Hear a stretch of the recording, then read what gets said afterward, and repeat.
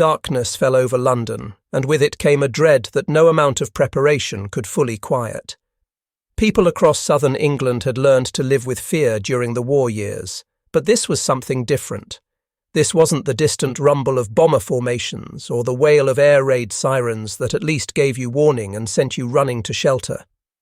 This was personal, intimate terror delivered by a machine that announced its presence with a sound unlike anything the world had heard before. Imagine lying in your bed, exhausted from another long day of wartime rationing and worry, trying to steal a few hours of rest. The night is never truly silent in those summer months of 1944. There's always something, some distant sound carrying across the darkened city, but then you hear it. At first, it's just a faint mechanical cough somewhere far off on the horizon, barely distinguishable from the ambient noise of a city that never completely sleeps even in wartime. But it grows. That coughing, sputtering rhythm gets louder, closer, more insistent. Your body tenses involuntarily. Your breathing becomes shallow. Every muscle in your body goes rigid because you know what's coming. The sound is mechanical, but somehow alive, a harsh, pulsating roar that seems to throb with malevolent intent. People would later struggle to describe it adequately. Some said it was like a motorcycle engine with a terrible misfire. Others compared it to a giant rattling its chains in the sky. The official designation was Vergeltungswaffe 1, which translates to Vengeance Weapon 1, but nobody called it that. To the people cowering below, it was the doodlebug or the buzz bomb, names that seemed almost absurdly cheerful for something so deadly. Here's the truly diabolical psychological torture built into this weapon's very design. As long as you could hear that awful chugging roar echoing through the darkness, you were safe. Not comfortable, not relaxed, but alive and likely to remain so for at least the next few moments. The sound meant the weapon was still flying, still passing overhead, still heading towards some other unfortunate location. You would lie there in the dark, tracking that terrible noise as it moved across the sky, holding your breath, silently pleading with the universe for it to keep going, to pass over your neighborhood, your street, your home.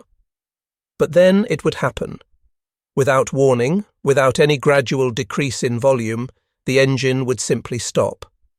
The sudden absence of sound was more terrifying than any explosion.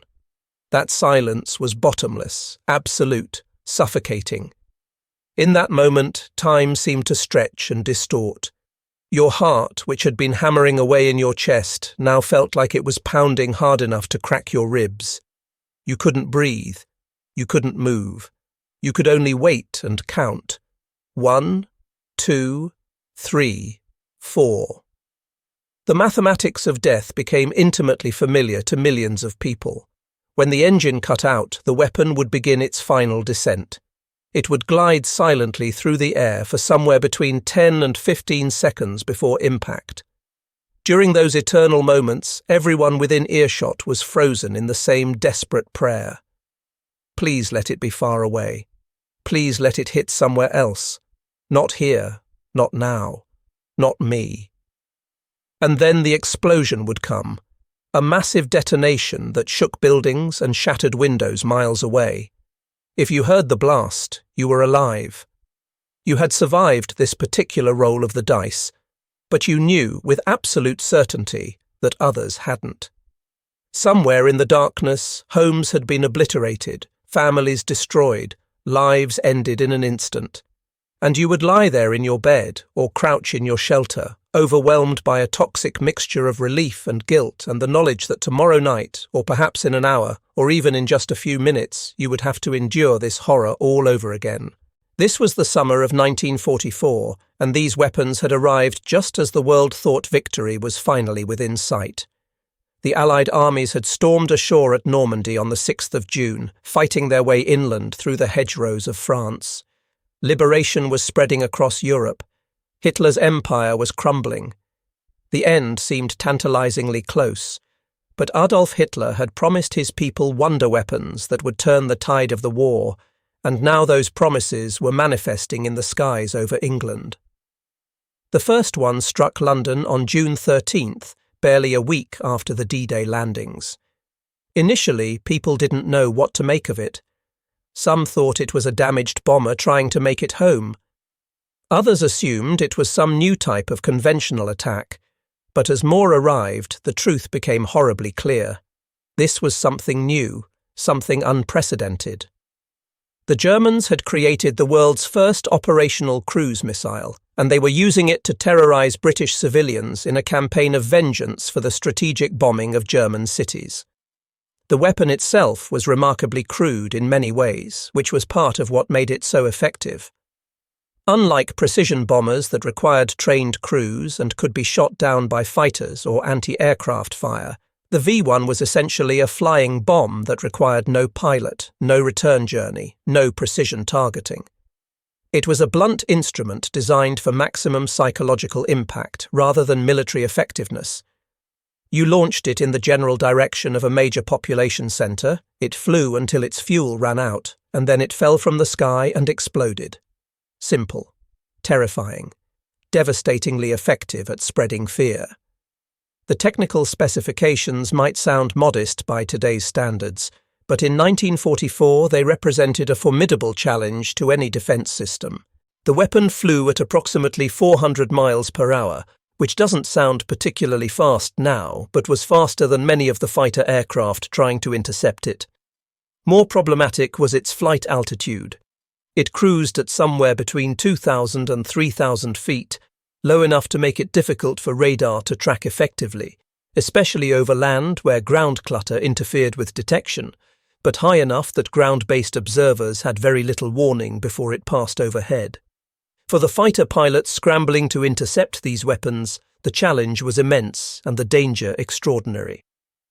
First, you had to catch the thing, which meant your aircraft had to be fast enough to overhaul a target moving at nearly 400 miles per hour. Some older aircraft simply couldn't do it. The pilots of those planes could only watch in frustration as the buzz bombs droned past them, headed toward London. Even if you were flying something fast enough to catch up, like a Spitfire Mark 14 or a Hawker Tempest, the problem of what to do next remained unsolved. The obvious answer would be to shoot it down with your guns, and many pilots tried exactly that. But the V-1 carried nearly a ton of high explosives in its warhead. When you opened fire with your cannons, you risked detonating that massive bomb while you were still dangerously close to it. More than a few brave pilots scored successful hits only to be caught in the resulting explosion, their aircraft torn apart by the very blast they had created. It was a deadly gamble every single time. Some pilots developed alternative techniques that required extraordinary skill and nerves of steel. The most famous was called wing tipping, though the name makes it sound simpler than it actually was. The pilot would pull alongside the V-1, flying in tight formation with this unmanned bomb as both aircraft hurtled through the sky at hundreds of miles per hour. Then, with incredible precision, the pilot would ease his wingtip underneath the V-1's wing and give it a gentle upward nudge. If done correctly, this would disrupt the V-1's gyroscopic stabilization system, sending it into an uncontrolled roll that would eventually cause it to crash, hopefully in an unpopulated area or into the sea. If done incorrectly, both aircraft could be destroyed. It was aviation at its most desperately dangerous, and it spoke to the courage and skill of the men flying these missions that they pulled it off as often as they did. But the fighters could only do so much. They couldn't be everywhere at once. Weather conditions sometimes grounded them. At night, interception became exponentially more difficult. The bulk of the defence against the V-1 onslaught fell to the anti-aircraft gun crews stationed around London and along the southern coast of England. These gunners faced a mathematical nightmare that would have seemed impossible to solve. Consider the challenge from their perspective. You're standing next to a large anti-aircraft gun, probably an older model design that was never intended to deal with targets moving this fast and this low. Your job is to hit a target that's roughly 25 feet long, travelling at 400 miles per hour, flying at an altitude of about half a mile.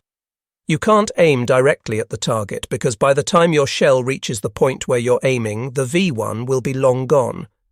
Instead, you have to predict where the target will be several seconds in the future, based on its current speed and trajectory, while accounting for wind, air pressure, the temperature affecting your powder charge, and dozens of other variables. But it gets worse. Your shells don't explode on contact. They're equipped with time fuses that you or your crew must manually set before loading each shell.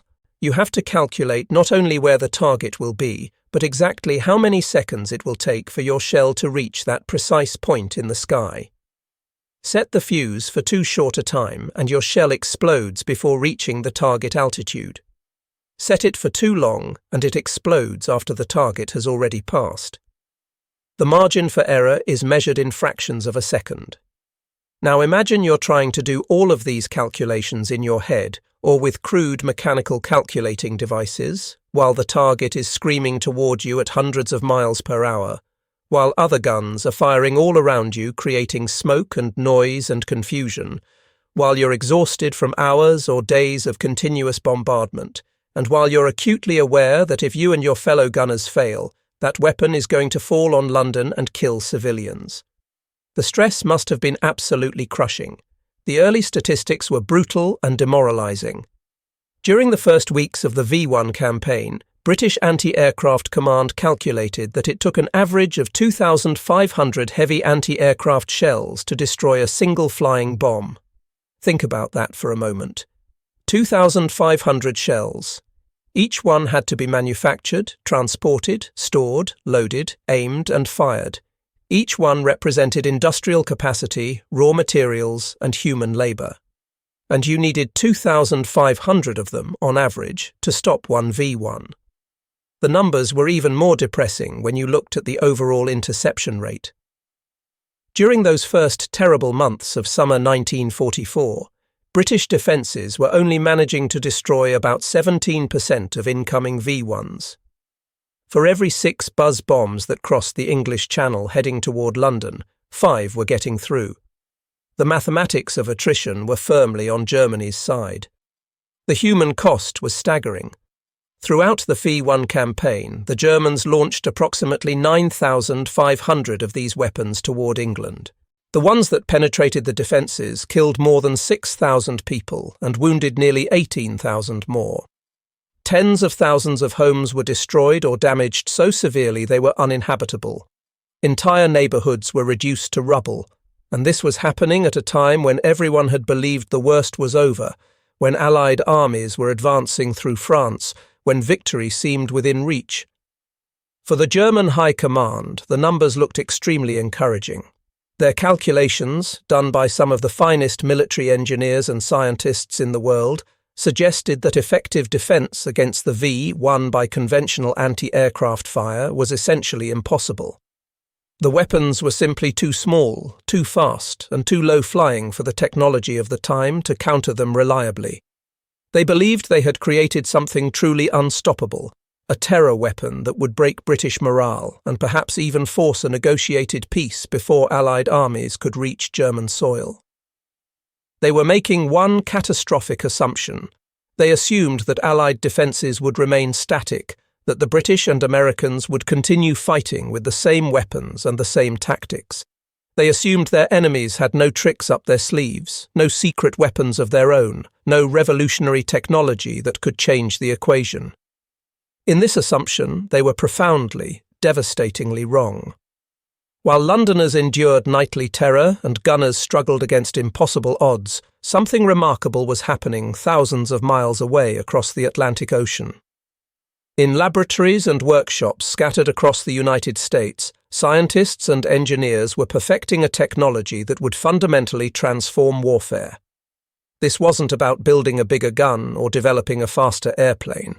This was about making every single artillery shell intelligent in a way that had never been possible before. The device they were creating was small enough to fit in the palm of your hand, yet it represented such a revolutionary leap forward that it would later be compared in importance to radar and even to the atomic bomb itself. The military gave it a deliberately mundane name designed to deflect enemy attention. They called it the Variable Time Fuse, abbreviated as VT. But its real function was far more extraordinary.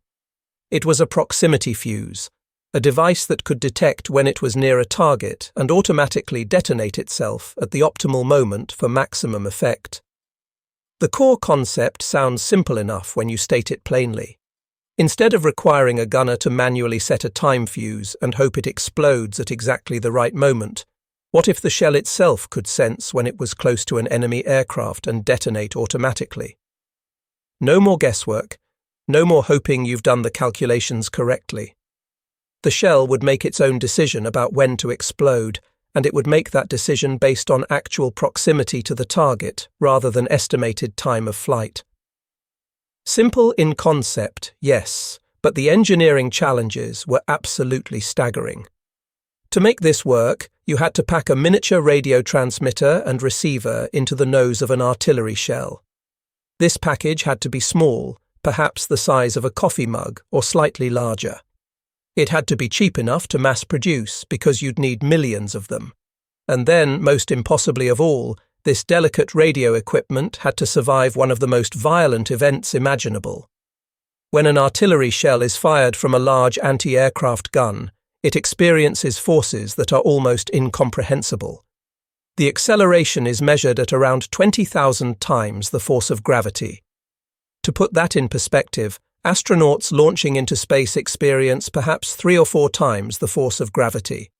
Fighter pilots performing extreme maneuvers might pull 9 or 10 Gs for a few seconds.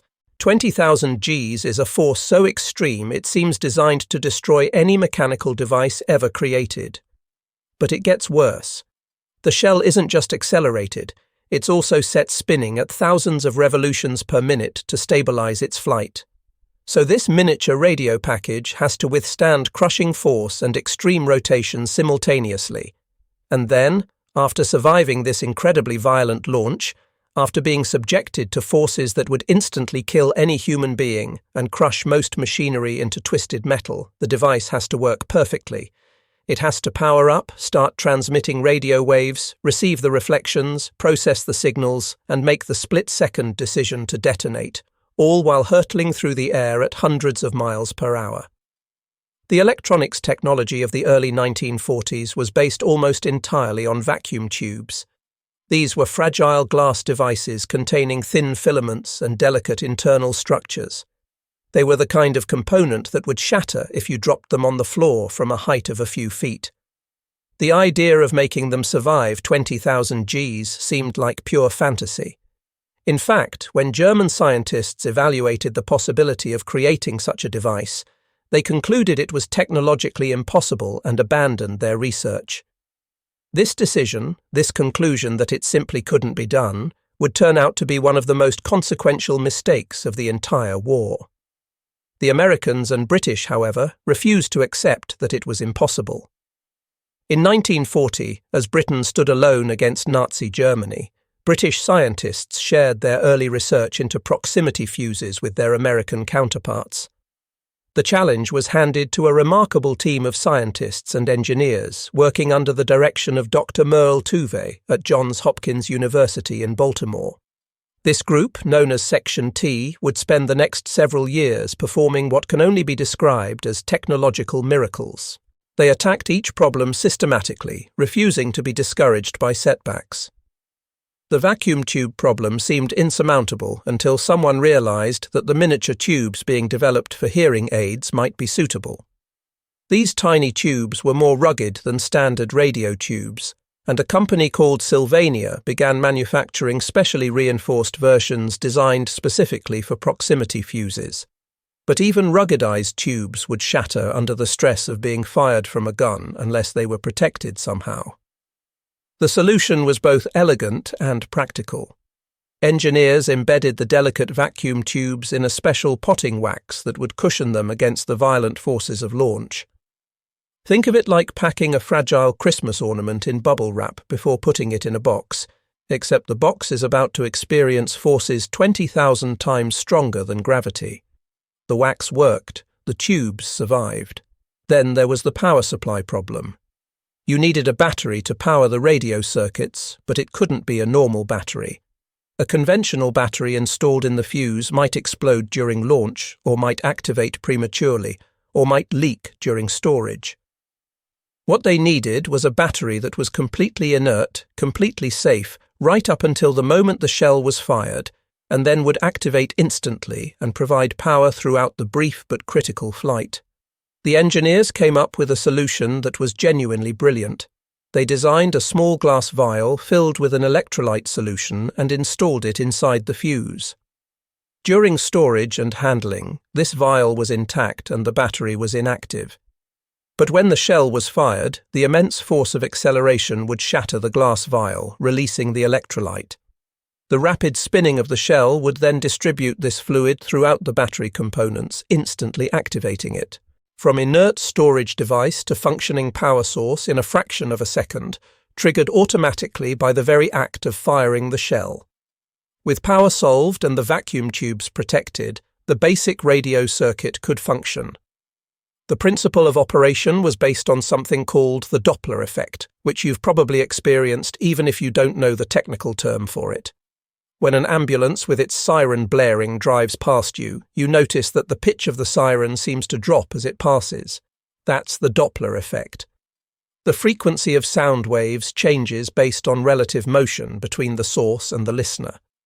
The same effect works with radio waves. The fuse would continuously transmit a radio signal ahead of the shell as it flew through the air. When this signal bounced off a metal object, like an aircraft or a V-1 flying bomb, it would reflect back toward the shell. As the shell got closer to the target, the frequency of the reflected signal would shift in a measurable way. Electronic circuits inside the fuse could detect this frequency shift and, more importantly, could measure the strength of the reflected signal. When the shell came within approximately 70 feet of a metal target, the reflected signal would reach a predetermined strength. At that moment, a circuit would close and the shell would detonate. No direct hit required. A near miss, something that would have been a complete waste with a conventional fuse, was now a kill. The destructive radius of the explosion, combined with the fact that the shell was detonating at the optimal distance from the target, made every shot exponentially more effective. In August of 1942, the new fuse was ready for its first major test. The location was aboard a Navy ship, the USS Cleveland, steaming somewhere off the American coast. The targets were 3 radio-controlled drone aircraft. The test was scheduled to last 2 days because nobody really knew how well these experimental fuses would perform under actual combat conditions. Everyone involved was hopeful, but hope and certainty are very different things. The test was over in a matter of hours. The gunners aboard the Cleveland, firing shells equipped with the new proximity fuses, destroyed all 3 drone targets with just 4 bursts of fire. The Navy officers observing the test were stunned. This wasn't an incremental improvement over existing technology. This was a revolutionary leap forward. Within days, the Navy was placing massive production orders. What followed was an industrial mobilization that remains breathtaking even by today's standards. More than 112 different American companies were brought into the program. Giant corporations like RCA and Eastman Kodak worked alongside smaller specialized manufacturers. The program was shrouded in layers of secrecy. Workers often had no idea what they were making. Individual components were manufactured at different facilities and only assembled at secure locations. The code name and the deliberate blandness of the official designation, variable time fuse, helped mask the true nature of the weapon. The scale of production was staggering. By the end of the war, American factories had manufactured over 22 million of these devices. 22 million miniature radar systems, each one a technological marvel, each one produced at a cost of over $1 billion in total. To put that in perspective, that's a significant fraction of what was spent on the Manhattan Project to develop the atomic bomb. But the truly remarkable story was the improvement in manufacturing efficiency. In early 1942, when production was just beginning, each proximity fuse cost around $732 to manufacture. That's an enormous sum, especially when you remember that artillery shells are expendable items used by the thousands in any significant engagement. At that price point, the fuse was barely practical. But American industrial might was just getting started. Engineers refined manufacturing processes. Production lines were optimized. New techniques were developed. Costs plummeted. By late 1943, factories were producing 40,000 fuses per day.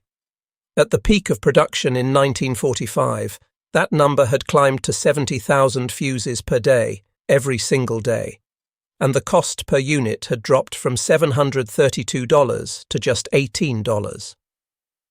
A revolutionary technology that had seemed impossibly expensive was now cheap enough to use liberally in combat. The Allies now possessed what can only be described as a war-winning weapon. More importantly, they possessed it in such quantities that they could use it freely without fear of running out, and their enemies had no idea it existed.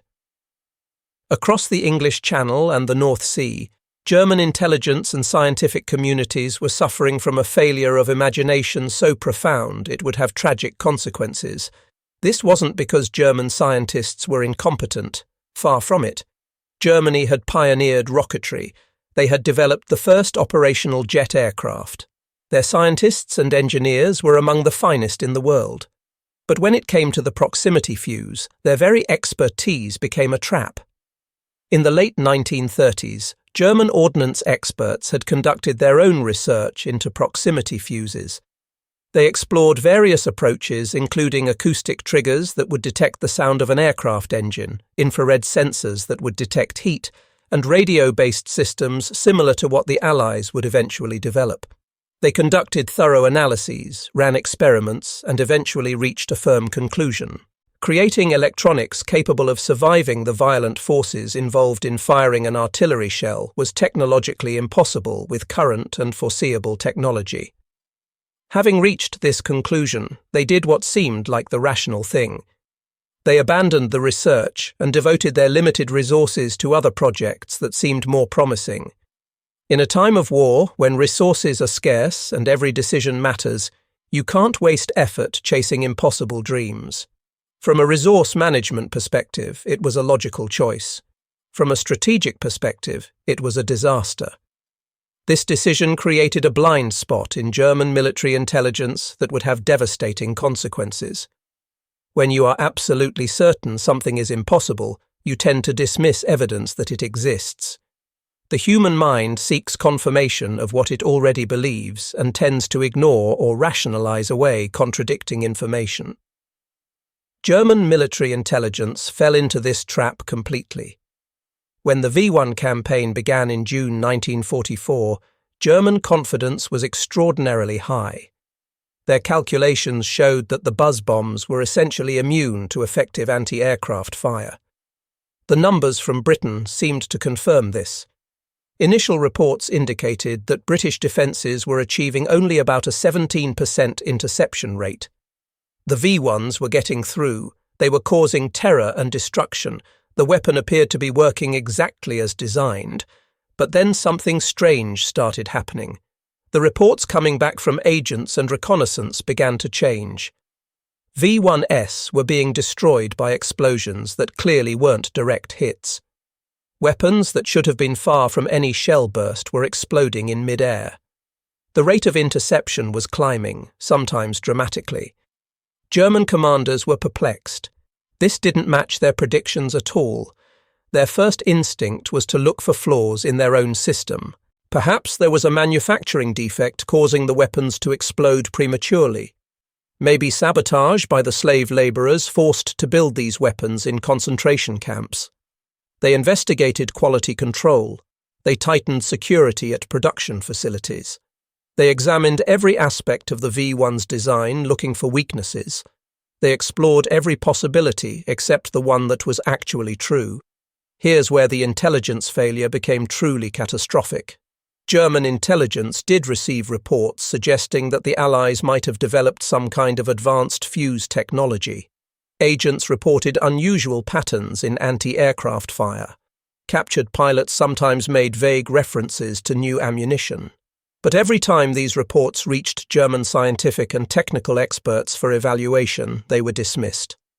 The reasoning was circular and self-reinforcing. We know that a rugged radio proximity fuse is impossible because our own experts have proven it's impossible. Therefore, any report suggesting the Allies have such a weapon must be mistaken or exaggerated. Perhaps the Allies have made some incremental improvements to conventional time fuses. Perhaps they've gotten better at calculating firing solutions. Perhaps it's just statistical variation or Allied propaganda trying to make their defences seem more effective than they really are. But it can't possibly be a true proximity fuse because that's impossible. This kind of intellectual trap is more common than you might think. It happens to individuals, organizations, and entire nations. You become so convinced of your own analysis that you literally cannot see evidence to the contrary, even when it's right in front of you. German intelligence had built a filter through which all information had to pass, and that filter was the assumption that proximity fuses couldn't exist. Any information suggesting otherwise was automatically suspect and usually discarded. Allied counterintelligence, for their part, worked brilliantly to exploit and deepen this confusion. Through the double-cross system, British intelligence had captured virtually every German spy operating in Britain and turned many of them into double agents. These agents continued to send reports back to Germany, but the content of those reports was carefully controlled by British intelligence. When the V1 campaign began, British intelligence started feeding false information through these turned agents. They reported that the V1s were consistently overshooting their intended targets in London. According to these reports, the weapons were flying too far and falling in less populated areas beyond the city centre. From a German perspective, this made sense. Maybe the guidance system needed calibration. Maybe the fuel calculations were off. It seemed like useful intelligence. Based on these reports from their own supposedly loyal agents, German commanders began recalibrating the V1 launch parameters. They programmed the weapons to fly shorter distances, assuming this would bring them down in central London where they would cause maximum damage and terror. In reality, the reports had been completely fabricated. The V1s had been hitting their intended targets just fine. By adjusting the weapons to fall short, the Germans were now causing them to crash in less populated areas or even into the English Channel before reaching the coast. It was a masterful piece of deception, and the Germans never suspected they were being manipulated. The summer of 1944 passed. The V1 attacks continued. British defences struggled but held, and German intelligence remained completely blind to one of the most important technological developments of the entire war. The evidence was all around them, but they couldn't see it because they were convinced it couldn't exist. That willful blindness was about to cost them dearly. The final brutal proof of Germany's catastrophic blunder came in December 1944 during the Battle of the Bulge. This was Hitler's last great offensive in the West, a desperate gamble to split the Allied armies and potentially force a negotiated peace. German forces achieved complete tactical surprise, smashing through American lines in the Ardennes forest and creating a massive bulge in the Allied front line, which gave the battle its name. For a few terrifying days, it looked like the German offensive might succeed. American forces were reeling, falling back in confusion. The situation was so desperate that Allied commanders made a momentous decision. For the first time, they authorized the use of proximity-fused shells in land-based artillery. Up until this point, the VT fuse had been used almost exclusively in naval anti-aircraft guns and in the anti-aircraft defences around London against the V1s. The Allies had been extraordinarily careful to prevent the technology from falling into German hands. They feared that if the Germans captured intact examples and reverse-engineered the technology, it would negate the Allied advantage. Using VT fuses over land, where duds might fall into enemy territory, had been considered too risky. But the Bulge was different. The situation was desperate enough that the potential tactical advantage outweighed the risk of compromise. Allied artillery batteries were issued proximity-fused shells with instructions to use them liberally against German infantry and armour. The effect on the German soldiers was apocalyptic. For centuries, infantry had known that the best defence against artillery was to take cover. You dig a foxhole or trench. You shelter behind a wall or in a building. You get low and you make yourself as small a target as possible. When shells exploded on impact with the ground, this tactic worked reasonably well. The blast and fragmentation would spread outward and upward from the point of impact, and anyone in a hole or behind cover had a good chance of surviving. Proximity-fused shells changed this calculus completely and horrifyingly. These shells didn't wait to hit the ground. They detonated in the air, directly above the troops below, at the optimal altitude to send deadly fragments downward in a cone of destruction. Foxholes and trenches that would have provided protection against conventional artillery became death traps. Soldiers taking cover in forests found no safety as shells burst among the treetops, sending shrapnel slashing downward through the branches. German forces had no warning, no understanding of what was happening. One moment they were advancing through the forest or sheltering in their positions, and the next moment shells were exploding above them in a way they had never experienced before. The psychological impact was devastating. There was nowhere to hide, no effective defense. Soldiers who had survived years of combat found themselves facing a weapon that seemed to defy the rules of artillery as they understood them. The testimony of German officers captured during and after the bulge revealed their shock and confusion. They reported that American artillery had suddenly become exponentially more effective. Casualties from artillery fire had skyrocketed. Units that would normally have been able to weather a barrage while dug in were being decimated. Nobody could explain what had changed. During the fighting, German forces managed to overrun an American ammunition depot. Among the materiel they captured were thousands of artillery shells fitted with proximity fuses. Finally, after months of mysterious kills and unexplained losses, the Germans had physical evidence in their hands. They could examine actual examples of the technology that had been destroying their V1s and was now slaughtering their infantry. But it was far, far too late. The German army was in full retreat. Their industrial capacity had been shattered by years of strategic bombing.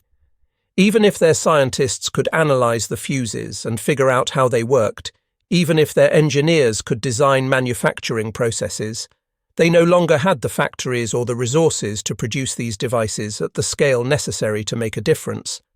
The war was lost, and this belated discovery of Allied technological superiority simply hammered home how completely they had been outmaneuvered. After the war ended and Germany surrendered in May 1945, Allied intelligence officers conducted extensive interrogations of captured German military personnel. When they finally revealed the full story of the proximity fuse to their former enemies, the reaction was universal astonishment. Senior German officers and scientists simply could not believe what they were hearing. The Americans and British had not only solved a problem German experts had declared impossible, but they had solved it years earlier and had manufactured these impossible devices by the millions. Field Marshal Gerd von Rundstedt, who had commanded German forces during the Battle of the Bulge, would later state that American artillery with its terrifying air-bursting shells had been a decisive factor in breaking his offensive. He called it devastating, a word of particular weight coming from a professional soldier of his experience and rank. It was an admission that went beyond simple military defeat. It was an acknowledgement that Germany had been comprehensively beaten in the technological war, that their enemies had achieved breakthroughs they hadn't even imagined were possible.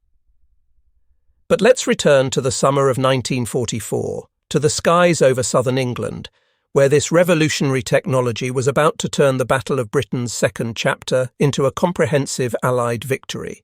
The commander of Britain's anti-aircraft command was a general named Frederick Pyle, a man who had spent years developing Britain's air defences and who understood better than almost anyone the mathematical nightmare his gunners were facing.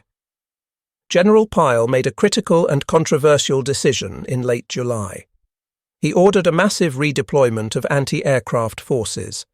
Hundreds of heavy guns were moved out of the London suburbs where they had been positioned to provide close defence of the capital. Instead, he concentrated them along the southeastern coast of England, creating a dense belt of anti-aircraft fire that any incoming V1 would have to fly through before reaching London. This decision was risky for several reasons. It meant removing immediate protection from London itself. If the coastal defences failed, V1s would have a clear run to the city with no further obstacles. It also created political problems because it looked like the military was abandoning London's defence.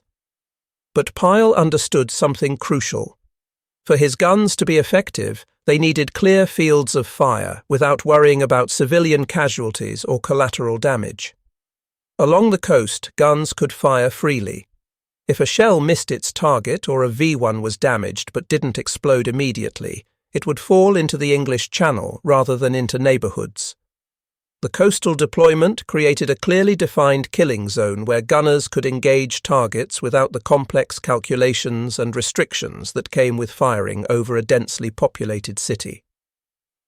This redeployment coincided almost perfectly with the arrival of 2 additional pieces of revolutionary American technology that would work in perfect synchronization with the proximity fuse to create the most effective anti-aircraft system the world had ever seen. The first was called the SCR-584 radar. This wasn't like the early warning radars that could detect incoming aircraft, but provided only rough position information. The SCR-584 was a precision tracking radar that could lock onto a target and follow it automatically with incredible accuracy. It could track a V1's position, altitude, and speed in real time, updating its information multiple times per second. The second piece of the puzzle was called the M9 gun director. This was, for its time, an extraordinarily sophisticated analog computer developed by Bell Laboratories. The M9 could take the stream of information coming from the SCR-584 radar and use it to perform all of the complex calculations required to aim an anti-aircraft gun. It would calculate the target's trajectory, predict its future position, account for the shell's time of flight, and automatically adjust the gun's aim to track the target. The gun crews simply had to keep loading shells. The radar found the target, the computer did the math, and the gun was automatically aimed. It was a system that removed almost all of the human error and guesswork from anti-aircraft fire. But here's the crucial point. Even with radar tracking and automatic aiming, the system was still firing shells with conventional time fuses. A human operator still had to estimate how long the shell would take to reach the calculated intercept point and set the time fuse accordingly. It was better than manual aiming, vastly better, but it still relied on predictions and estimates. Shells still exploded at the wrong time, either before or after the target passed through that point in the sky. The intercept rate improved, but it was far from perfect. The proximity fuse was the final piece of the puzzle that transformed a good system into an absolutely devastating one. When you combined automatic radar tracking, computer-controlled aiming, and proximity-fused shells that detonated themselves at the optimal moment, you created something unprecedented. The system removed human error from virtually every stage of the engagement. The radar found and tracked the target automatically. The computer calculated the firing solution automatically, and now the shell itself decided when to detonate automatically. In mid-July 1944, General Pyle finally received clearance to use the top-secret American proximity-fused shells against the V1 threat. The results were immediate, dramatic, and conclusive. What the British gunners called the Great Bug Shoot was on. The statistics tell a story of a battle that was completely transformed in a matter of weeks. In June, before the proximity fuses arrived, the coastal and inland anti-aircraft gun batteries were accounting for only about 17% of V1s destroyed. The majority of kills were being made by fighter aircraft, despite the danger and difficulty of those engagements. But by the end of August, with the full system of radar, directors, and proximity fuses deployed and operational, that 17% kill rate had become 79%. Let me repeat that because it's such an extraordinary reversal. The anti-aircraft guns went from destroying less than 1 in 5 V1s to destroying nearly 4 out of every 5.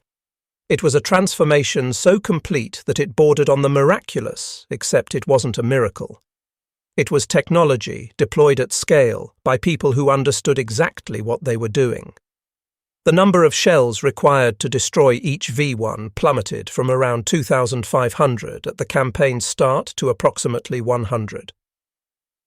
Think about the resource savings that represents. Instead of wasting thousands of shells on near misses and bad timing, gunners could destroy targets efficiently. Artillery ammunition that had been in desperately short supply could now be used judiciously. Every shell counted. There are individual days during this period that illustrate the transformation with startling clarity.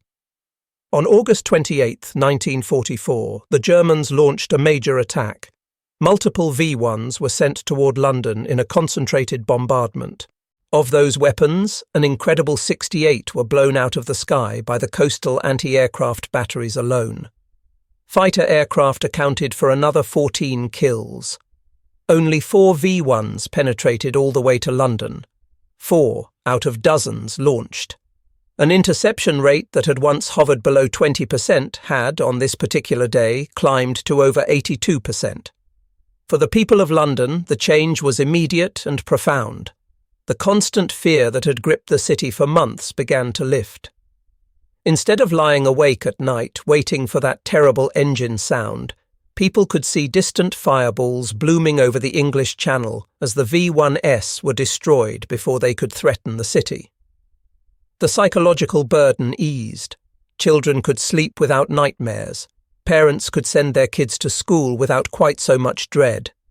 It wasn't that the war was over or that danger had passed completely, but the overwhelming terror of the buzz bombs had been broken. For German commanders watching this disaster unfold from the other side of the Channel, the numbers were simply incomprehensible. Their wonder weapon, which had seemed unstoppable just weeks earlier, was being systematically annihilated, and they had no explanation for how it was happening. Reports kept coming in of V1s exploding in mid-air without any apparent direct hit. The interception rate continued to climb. Resources were being wasted launching weapons that would never reach their targets. They checked and rechecked their calculations. They investigated sabotage. They modified launch procedures. They experimented with different flight paths and altitudes. Nothing worked. The slaughter continued. Their terror weapon had become almost useless, destroyed by a defense system they couldn't understand and therefore couldn't counter. As Allied forces advanced through France following the D-Day landings, they began overrunning the V1 launch sites along the coast. The Germans were forced to relocate their launchers further back, to sites in Holland. They retargeted the remaining V1s against the Belgian port of Antwerp, which the Allies desperately needed to supply their advancing armies. Surely, the Germans reasoned, they would have better luck against a different target. They didn't. The same deadly combination of radar, directors, and proximity fuses was deployed to defend Antwerp. The results were similarly catastrophic for the Germans. V1s fell from the sky in droves. The port remained operational. Allied supply lines held. The V1 campaign, which had begun with such promise and had caused such terror, had been comprehensively defeated by a technology the Germans didn't even believe could exist. It was only after Germany's unconditional surrender in May 1945 that the full story emerged. During the extensive debriefings and interrogations that followed the war, Allied officers finally revealed the secrets of the proximity fuse to their former enemies. The reaction was universal shock and a kind of horrified admiration. German scientists and military officers realized they had been fighting against a technology that represented a genuine revolution in warfare. They learned that the fuse had been in use since 1942 in naval anti-aircraft guns. They discovered that American factories had produced these devices in quantities beyond anything they had imagined, over 22 million of them by the war's end. They were told about the Battle of the Bulge and how proximity-fused artillery had devastated German infantry. They were forced to confront the reality that while they had convinced themselves such a weapon was impossible, their enemies had not only built it but had perfected it to the point where it could be mass-produced at a cost of just $18 per unit. The legacy of the proximity fuse extends far beyond the V1 campaign or even World War II. Its combat debut in the Pacific Theater with the US Navy demonstrated it was several times more effective against aircraft than conventional time-fused shells. Japanese aircraft, already facing increasingly effective American fighters and superior numbers, now encountered anti-aircraft fire that was devastatingly lethal. The kill rate for shipboard anti-aircraft guns improved dramatically, helping to protect the carrier task forces that would ultimately bring the war to Japan's doorstep. General George S. Patton, never one to give praise lightly, wrote enthusiastically about the proximity fuse's effectiveness as an anti-personnel weapon. He considered it one of the most important technological developments to aid his armies as they raced across France and into Germany. The ability to deliver devastating airburst fire on enemy positions without requiring skilled gunnery or complex calculations meant that even hastily trained artillery crews could be extraordinarily effective. In the decades following the war, the proximity fuse became the foundation for virtually all modern guided missile technology. Every surface-to-air missile system that uses radar to detect and destroy targets owes a direct debt to the work done by Merle Tuvey's team at Johns Hopkins.